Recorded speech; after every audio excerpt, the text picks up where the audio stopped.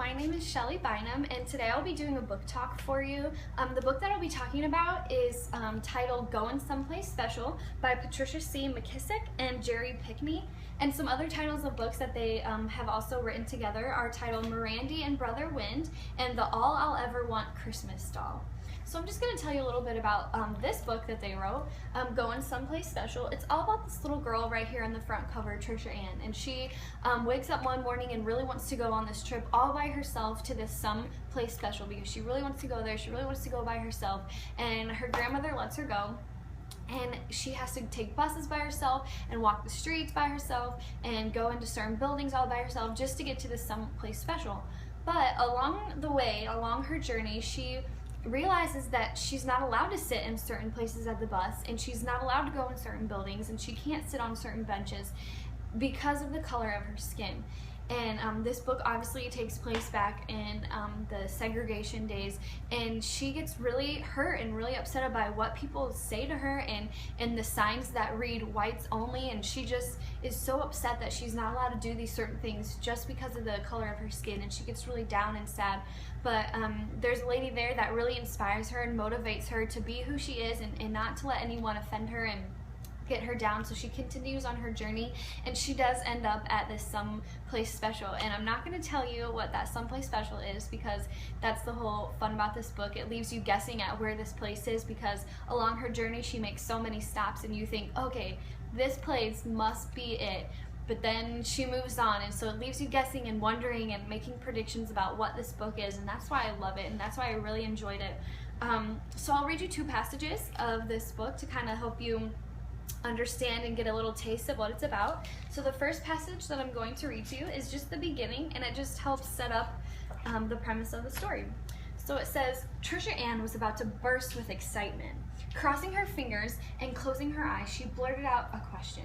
Mama Frances, may I go to someplace special by myself today? Pretty please? I know where to get off the bus and what streets to take and all.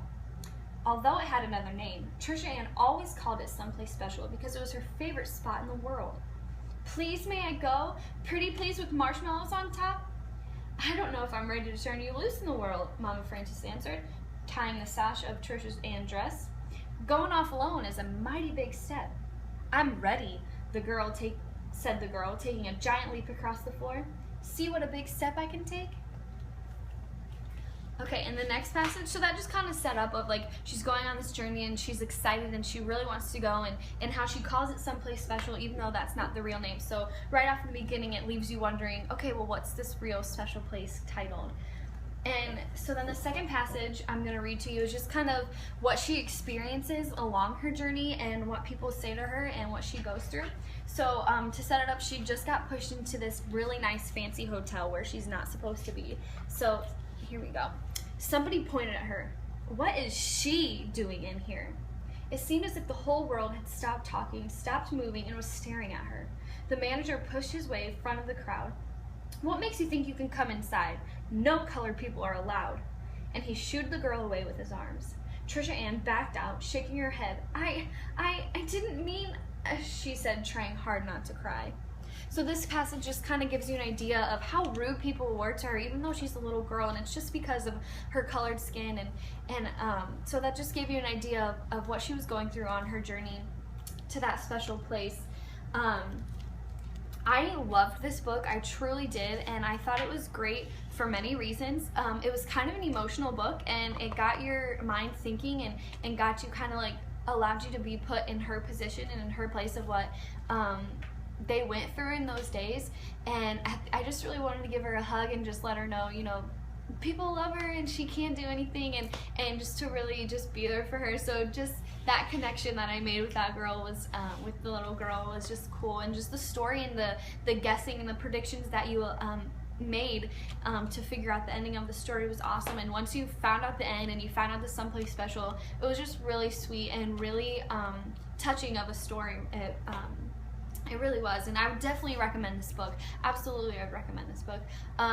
Probably, if you're going to use this book as a teaching tool, I would definitely use it in 3rd grade and up, just because of the meanings that were behind it. Little kids might not understand it. They would definitely like the story though, because the pictures are great, and it's just a a good story, so they might like to read it, but the older kids would understand it, talking about segregation and all of that. They might understand it a little bit more.